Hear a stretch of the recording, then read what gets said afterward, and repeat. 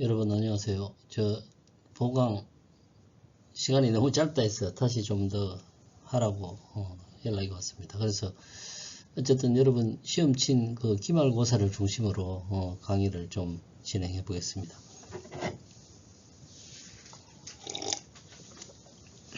현재 채점을 해보니까 생각보다 점수가 그렇게 높은 편은 아니에요. 교수님이 좀 너무 어렵게 냈나 싶습니다. 그래서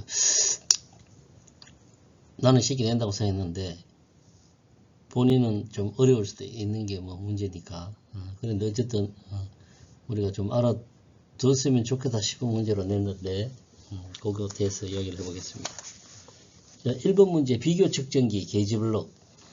게이지 블록은 그냥 쇠로 된 뭉태기 같은 이런 것들을 보통 게이지 블록이라 그러는데 직사각형 단면에 요한선형이 있고 중앙에 구멍이 뚫린 정사각형 단면에 호크형이 있고 원형으로 중앙에 구멍이 뚫린 캐리형이 있고 32, 47, 88, 102, 112, 122 폼으로 구성된다. 그러니까 1번 맞고 2번도 맞고 4번도 맞습니다. 그래서 중앙에 구멍이 뚫리는 게 캐리형인데 막혀있는 게 캐리형이다 라고 썼는 거를 여러분들이 좀 많이 틀렸네요. 그러니까 2번을 쓴 사람들이 좀 많은데 32, 47, 88, 102, 112, 122까지 여기 어려우니까 이제 중앙에 뚫려있는 게 캐리형을 찾았으면 쉬웠을 텐데 이제 캐리형이 맞는 걸 생각하니까 숫자가 많은 거가 저희 틀린 게 아닌가 하고 여러분이 한 것 같아요. 근데 이게 1번을 상당히 좀 많이 틀렸네. 내가 혹시 문제를 잘못 냈나 싶어서 다시 보기까지 했는데 어쨌든 중앙에 구멍이 뚫리는 게 캐리형이고 구멍이 뚫린 정사각형 단면이 호크형입니다. 그게 좀 여러분들이 헷갈린 것 같아요. 좀 죄송하지만 그렇게 됐습니다. 2번 다이얼 게이지 특징으로 거리가 먼 것은 1번 측정 범위가 매우 넓답니다. 그러니까 다이얼 게이지가 10mm만큼만 체크를 할 수 있지만 100분의 1 내지 1000분의 1mm를 측정하기 때문에 그 10mm를 측정하는 범위가 넓다 하는 게 되는 겁니다. 10mm 밖에 측정을 못하는데 왜 넓으냐? 뭐 이러면 할 말이 없는데 우리 79페이지 다이얼 게이지 특징 소형 경량으로 취급이 용이하다. 2번 해당되고요. 측정 범위가 넓다. 근데 매우 좁다. 일부러 교수님이 매우라고 썼기 때문에 여러분들이 좀 변별력에서 이거는 많이 맞은 것 같아요. 그 다음에 연속된 변형의 측정이 가능하다. 이렇게 대놓고 쭉 긁으면 들쭉날쭉한 걸 찾을 수 있으니까 연속된 변형 측정이 가능하다. 이게 맞죠. 그리고 많은 개수의 측정을 동시에 할 수 있다. 플러스 마이너스 이렇게 움직이니까 그런 게 되는 겁니다. 그래서 2번은 1번이 되겠죠. 자, 다음 중 3번 다음 중 공기 마이크로미터의 특징으로 거리가 먼 것은 우리 공기 마이크로미터는 82쪽인데 배율이 높다. 이제 1000배에서 40,000배까지 되고 그 다음에 측정 정밀도가 좋다. 측정력이 작다. 근데 여기는 측정이 크다라고 써놨죠. 그래서 2번이 틀린 게 됩니다. 측정 정밀도 좋다. 당연한 거고 축 지름보다 안지름 측정이 용이하다. 여기까지가 정확한 특징이 되겠습니다. 그래서 2번이 정답이 되겠네요. 자, 다음 4번 다음 중 전기 마이크로미터의 종류와 거리가 먼 것은 전기 마이크로미터는 기계적 변이를 전기량으로 변환하여 지식의 지침이나 또는 숫자, 디지털로 표시하는 측정기인데 변환 방식이 저항형, 용량형, 유도형이 있고 차동 변압기형이 있습니다. 그래서 여기에 해당되지 않는 차동 대신 이제 원동기라고 교수님이 썼는데 여러분들 이거는 거의 다 맞은 것 같아요. 저장형, 용량형, 유도형, 그 다음에 차동 변압기형인데 원동기형 이렇게 써놨기 때문에 이걸 찾으면 정답이 되겠습니다. 자, 5번 다음 중 테이프 각도 측정 방법과 거리가 먼 것은 테이프 각도라는 것은 경사진이 아니고 양쪽 다 경사진 그 테이프를 이야기합니다. 우리 교과서 88쪽 여러분들 요거 보면 롤러를 이용하는 방법과 사인 센터를 이용하는데 교수님이 함정으로 코사인 센터라고 써놨는데 조금 틀린 사람은 있습니다만 많이 맞았습니다. 자, 테이프 게이지, 볼을 이용하여 내측 테이프를 관한 방법, 요건 다 맞습니다. 그래서 사인 센터를 이용해야 되는데 코사인 센터라고 쓴 요거를 찾으면 정답이 되겠습니다. 5번은 2번이 되겠죠. 자, 그 다음 중 수증기의 종류와 거리가 먼 것은 91쪽인데, 수증기는 기포 간의 곡률 반경을 이용하여 수평 또는 수직을 정하는 데 사용되며, 또 수평 또는 수직으로부터 미소한 경사를 측정하는 데 사용된다. 수증기는 보통 이제 기포 같은 걸 집어넣어서 물에 공기가 가벼우니까 가운데 오는 그 원리를 이용해서 하는데, 그래서 기포관식 수증기가 있고, 기포관식에는 평행 수증기와 사각형 수증기 두 가지가 있습니다. 당연히 그러니까 1번, 2번은 맞죠. 그 다음 2번 전기식이 있고 디지털이 있습니다. 그러니까 전기식 3번까지 맞고, 이제 콤비네이션 수증기는 없습니다. 콤비네이션은 뒤에 이제 각도기에 나오죠. 그래서 거리가 먼 것은 4번이 되겠습니다. 자, 7번. 다음 중 기타 각도기. 일반 각도기가 있고 기타 각도기가 있는데, 우리 기타 각도기는 94쪽에 나옵니다. 그러니까 여기 보면 콤비네이션 세트, 베벨 각도기, 광학식 클리노미터, 광학식 각도기, 오토 콜리메이터, 이런 5가지 종류가 나와 있는데, 여기서 보면 우리가 가장 거리가 먼 것이 삼각 각도기죠. 그래서 1번이 정답이 됩니다. 자, 그 다음 그리고 한계 게이지. 자, 요거는 이제 바르게 짝재은 것이기 때문에 잘 봐야 되는데요. 한계 게이지란 정지척과 통과척이 두 게이지를 이용하여 제품의 합격 여부를 판정하는 게이지입니다. 그래서 이제 구멍용 한계 게이지는 플러그 게이지가 있고 탭 게이지가 있는데, 플러그는 원통형 플러그가 있고 평형 플러그가 있고 판형 플러그가 있습니다. 자, 그러면 여기 플러그 게이지는 구멍용인데 축용 게이지다 써놨으니까 3번 아니죠. 자, 1번 탭 게이지 역시 구멍용인데 축용이라고 써서 아니죠. 그 뒤에 축용은 거꾸로 이제 링 게이지와 스냅 게이지가 있는데, 링 게이지를 구멍용 한계 게이지다라고 해놨기 때문에 이것도 틀렸죠. 그래서 4번 스냅 게이지라는 것은 바깥지름, 길이, 두께 검사를 위한 평면의 내측면을 갖는 게이지입니다. 그래서 4번이 정답이 되겠습니다. 뭐 끝까지 좀 알아야 풀 수 있는 조금 까다로운 문제일 수가 있는데, 1, 2, 3번이 확실히 틀린 거기 때문에 4번은 쉽게 찾을 수 있지 않을까 이렇게 생각합니다.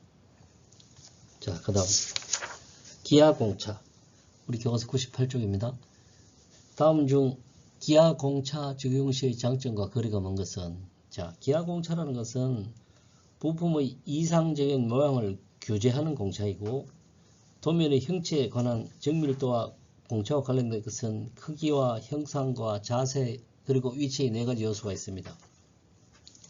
기하공차를 적용함으로 해서 좋은 게 도면 해석이 쉽고 부품 상호 간의 호환성이 증대되고, 기능 게이지 사용으로 효율적인 검사 및 측정이 가능하며, 설계 공정상 요구사항을 정확하게 전달해서 불량률을 저하시킬 수 있고, 생산 원가 절감 및 생산성이 향상됩니다. 자, 그런데 우리는 생산 원가 증대 및 생산성 감소라고 썼죠. 반대로 선 1번. 여기에 틀린 겁니다. 나머지 2번, 3번, 4번은 맞는 겁니다. 그 도면 해석이 실제로 자세히 읽어보면 도면 해석이 쉽고 부품상원 호환성 증대, 설계 공정상 요구사항 정확하게 전달해서 불량률을 낮춘다, 기능게이지 사용을 헐진 검사 및 측정이 가능하다. 이건 다 맞는 말이고, 생산 원가가 올라가면 안 되겠죠. 생산성 감소되면 나쁘겠죠. 이렇게 찾는 방법이 있습니다. 말 자체가 틀렸기 때문에. 그래서 요거는 뭐 쉬운 문제라고 봅니다. 자, 다음 중 표면 거칠기의 표시 방법과 거리가 먼 것은, 표면 거칠기는 보통 이제 3가지가 있는데, 금속 표면을 다듬질 강화할 때 표면에 생기는 미세한 요철의 정도를 표면 거칠기라고 합니다. 그래서 이제 표면 거칠기를 보는 세 가지 방법으로 최대 단면 높이 거칠기, 최대 높이 거칠기, 산술 평균 높이 거칠기 이렇게 있습니다. 그래서 1번, 3번, 4번은 맞고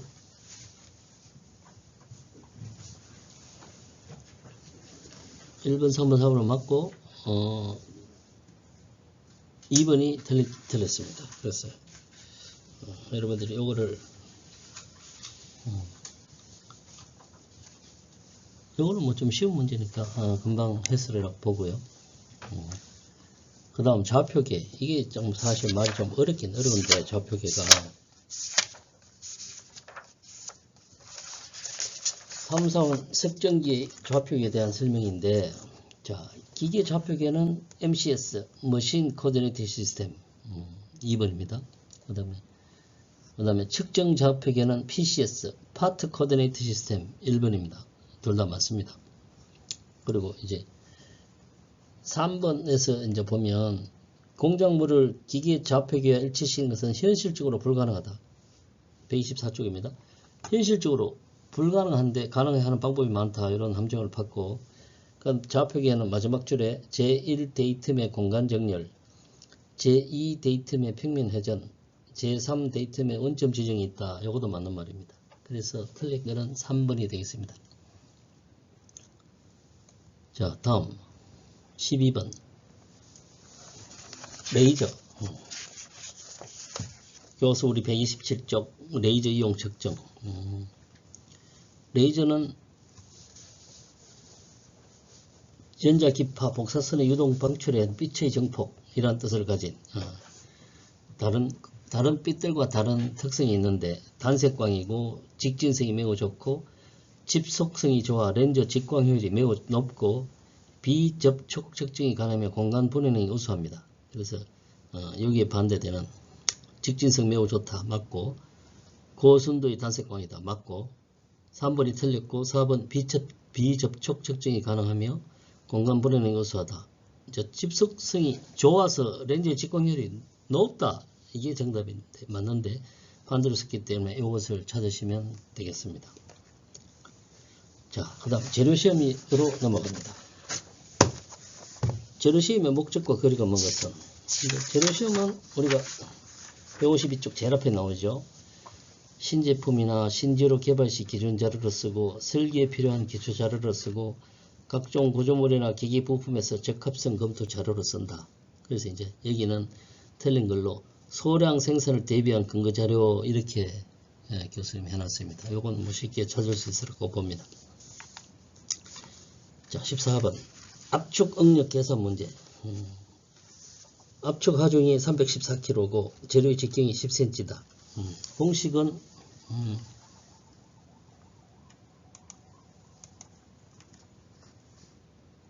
시그마는 A분의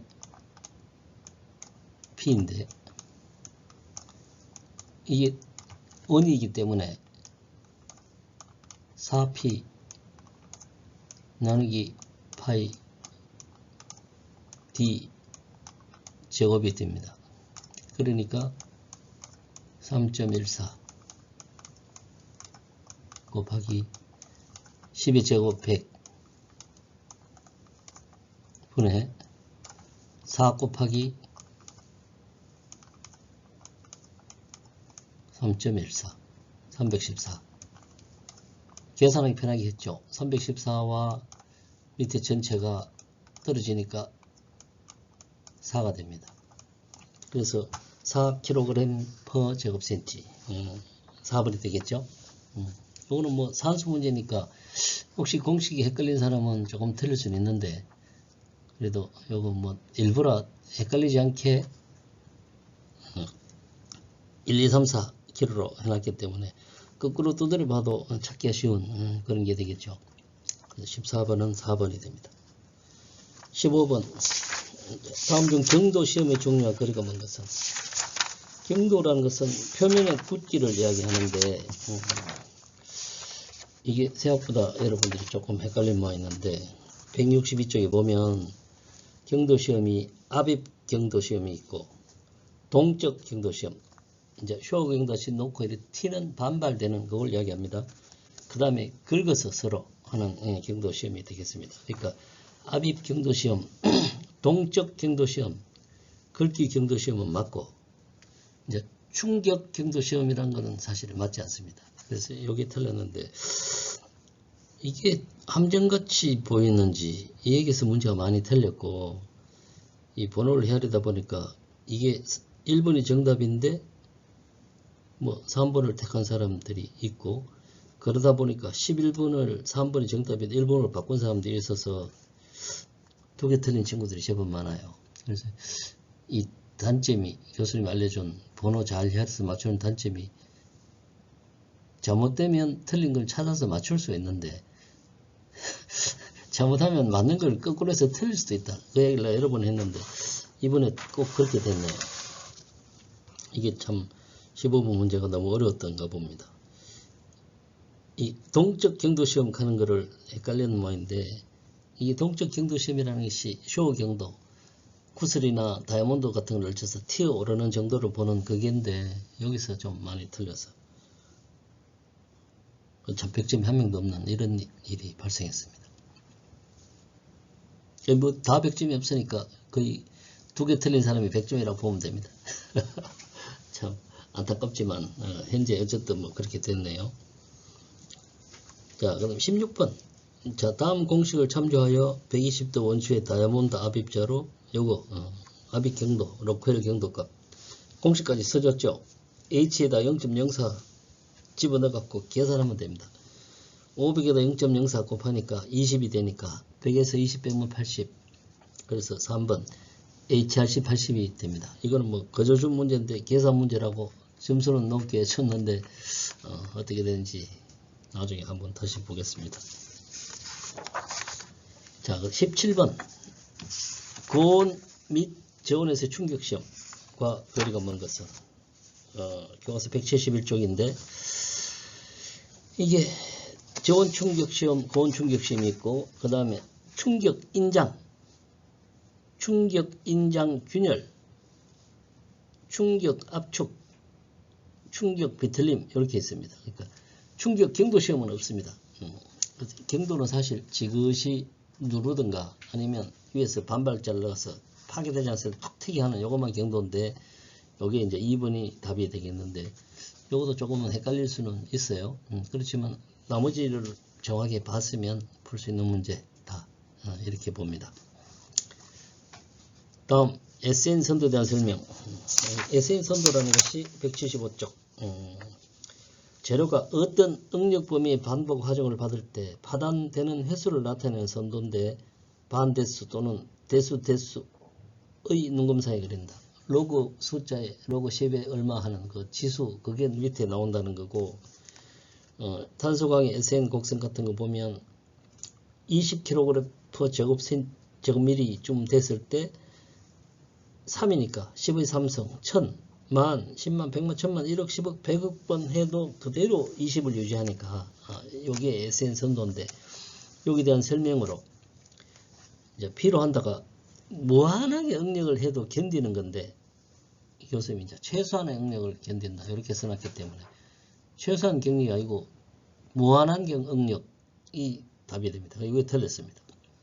피로 강도라는 것은 어떤 반복 횟수 NI 여기서는 1000번부터 10,000번, 100,000번, 100,000번 쭉 나오는데 거기 견딜 수 있는 반복 응력 범위다. 맞습니다. 맞는 말이 됩니다. 피로 수명은 어떤 반복 응력 범위의 하정을 받을 때 재료가 견딜 수 있는 반복 횟수 역시 요새 반복 횟수인데 반복 횟수라서 미스풀 테지만 어쨌든 요것도 맞는 말이 됩니다. 근데 SN 선도는 여기에 대한 설명 재료가 어떤 응력 범위의 반복 화정을 받을 때 파단되는 횟수를 나타내는 선도이다. 이것도 맞는 말입니다. 그래서 정답은 1번이 되겠습니다. 이제 비파괴로 넘어갑니다. 비파괴 시험은 일단은 재료나 제품 구조물 그러니까 시험물을 상처를 내거나 파괴하지 않고 그 다음에 그 상태에서 그냥 둔 상태에서 결함을 찾고 성질이나 상태나 내부 구조나 치수 같은 것들도 찾아낼 수 있는 이런 것들이 되는데, 그중에 이제 가장 대표적인 게 초음파 탐상인데, 초음파라는 것은 아주 작은 소리, 우리 귀로는 들을 수는 없지만은 작은 소리를 나게 해갖고 그 소리가 직진하다가 결함이 있으면 반사가 된다든가 하는 이런 모양 변하는 걸 보고 우리가 판단하는 게 초음파 탐상이 되겠습니다. 초음파는 소리로 하기 때문에 재료에 이상도 없고 그거로 인해서 뭐 부작용이라든가 이런 것들이 전혀 없습니다. 방사선 같은 이런 것들은 위험한 것도 아니고, 그래서 185쪽에 보면 초음파 탐상, 가청 주파수보다 높은 수의 음파를 초음파를 하는데, 이 초음파를 보내 갖고 이 탐촉자의 시험지 입사시 결함이 있으면 일부가 반사돼서 탐촉자에 수신되는, 예를 들어 결함이 없으면 그냥 소리가 지나가 버리는 거죠. 결함이 있으니까 그 소리가 일부 반사되어 오는 그걸 보고 판단하는 그건데, 그래서 위치 검출, 위치 판별, 시수 측정이 되겠습니다. 방사선 사용은 엑스레이 검사, 방사선 작업에 필요한 건데, 이 방사선 사용은 초음파 탐사의 목적은 아니죠. 예를 들어 방사선 사용을 안 하는 목적으로 한다면 뭐 충분히 답이 될 수도 있는데, 요게 그렇게 되겠습니다. 그 다음 이제 비파괴 시험 종류와 거리가 먼 것은, 우리 비파괴 시험 종류가 188쪽부터 나오는데, 자본 탐상법, 이제 자석 가루 같은 거 넣고 밑에서 대형 자석, 막대 자석이나 엉금 자석을 몰리면 그 철가루 같은 것들이 이렇게 모양 번지는 그런 그 같은 느낌, 그런 것들이 이제 자본 탐상이고요. 침투 탐상은 표면에 액 같은 걸 뿌려갖고 침투되는 흔적을 찾아내는 건데, 요 범위는 없습니다. 그 다음 와전류는 전기가 이 둥글게 흘러가는 에디 커런트라고, 이게 생겼을 때 결함 의무에 따라 이 모양이 변하는 이런 것들을 측정해서 그거를 보여주는 방법이 와전류입니다. 그 다음에 누설은 탱크나 압력 용기 같은데 뭐 새는 거 이런 걸 방지하기 위해서 하는 게 누설인데, 이제 시험 압력 같은 거 이런 걸 테스트하는 방법이죠. 이제 긁기 경도 시험, 이게 해당이 안 되고, 음향 발조 시험인데 이건 물론 안 나왔고, 이제 경도 시험 중에도 특히 예컨대 뭐 반발해서 하는 그 동적 경도 시험, 반발 시험 같은 거는 비파괴 시험이라고 오해할 수도 있겠지만, 긁기는 표면을 긁어서 손상시키기 때문에 비파괴가 아니죠. 그래서 요거는 내용을 잘 읽어보면 내용을 몰라도 긁어서 하는 거니까 이건 파괴가 되는 거니까 요게 정답이 될 수 있겠구나, 이렇게 생각할 수 있을 것 같습니다. 여기에 대해서 이제 뭐 여러 가지로 이제 문제를 쭉 내고 여러분들하고 한 학기를 같이 해봤는데, 이게 이제 2차 전지가 여러분의 전공인데 우리 기계 쪽을 왜 배울까 이렇게 생각하는 사람들이 있을 수는 있어요. 근데 이게 왜 그런가 하면 재료거든요. 여러분들은 예를 들어 뭐 이제 뭐 3학년 어디 4년제 편입을 한다든가 하면 화학이나 재료, 그 다음에 우리 2차 전지 이런 쪽으로 가야 됩니다. 그러니까 2차 전지 전공 분야 없을 때는 화학 재료 이런 쪽이 여러분의 선택이 됩니다. 그래서 가장 여기에 가까운 게 이제 기계 재료, 또 기계 재료를 하기 위해서는 이제 개척이나 이런 것들을 알아야 되고, 또 기계에 대해서 전반적으로 알려면 제대로 재서 이게 맞는지 틀린지 제대로 판단을 할 수 있는 이런 것들이 있어야 되기 때문에 이 개척 과목을 배우게 됐었고, 개척을 하다 보니까 뭐 재료라든가 파괴 검사라든가 그 다음에 앞에 있는 버니어 캘리퍼스나 이런 것, 재는 방법 이런 것들을 쭉 강의를 했는데, 이제 재료나 이런 것들은 여러분들이 나중에 기계 쪽으로 혹시 전공을 바꾼다든가, 이건 취업할 때 기계 파트로 취업을 할 수 있을 때는 이게 필수적으로 들어갑니다. 그러니까 교수님 강의했던 이런 것들이 기계 쪽 직종으로 바꾼다든가 할 때는 필수다. 그리고 여러분들 2차 전지 그쪽 파트에 가서도 이쪽 파트는 이제 기계, 2차 전지도 뭐 물론 기계로 만들고 부셔도 기계로 부시고 하니까 기계 관련 쪽 이런 쪽에 필수적인 거라서 알아두면 좋다. 그리고 1학기 때 1학기가 아니고 중간고사 때 강조했던 그 버니어 캘리퍼스나 마이크로미터 같은 것들, 뭐 자로 치수 재는 거는 누구나 할 수 있지만 100분의 1mm까지 정확한 치수를 찾아야 되는 것들이 버니어 캘리퍼스인데, 외경과 내경과 깊이, 두께 뭐 이런 것들을 다 잴 수 있죠. 그러니까 만능에 가깝고 가장 싸면서도 굉장히 정확한 그 기계, 그 버니어 캘리퍼스. 그 버니어 캘리퍼스로 치수를 잘 재서 정확하게 읽을 수 있으면 여러분 정밀 측정을 배운 보람이 있는 겁니다. 그래서 이제 그때 시험 문제도 많이 내고 수행평가도 그걸로 하고 전부 치수 체크해서 가져와라 하고 통과되고 했는데, 그거는 뭐 과제를 전부 다 여러분들이 다 합격을 했기 때문에 과제평가 이거는 전부 만점을 받을 수 있을 겁니다.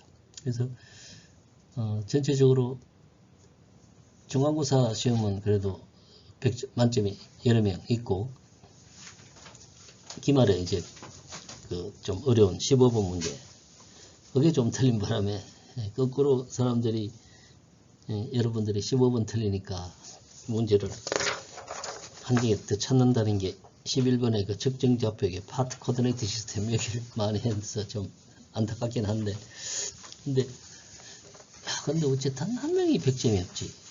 좀 섭섭하긴 합니다만은, 교수님이 함정을 너무 야무지게 파갖고 몽땅 다 걸렸다 이렇게 봐줘서 도로 미안한 감이 있네요. 여러분 만나서 한 학기 동안 같이 재밌게 잘 보냈고, 1학년들이 굉장히 열성적이고 다른 대회도 나가고 이런 것들을 보면서 앞으로 취업도 잘 될 거고 여러분의 앞날이 충분히 좋은 일로 가득할 거다, 이런 것은 교수님이 분명히 말씀드릴 수 있습니다.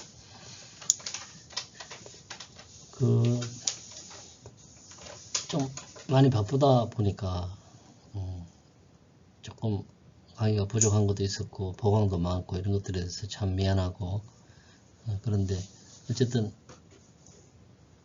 또 뭐 그거 역시 또 과정이니까,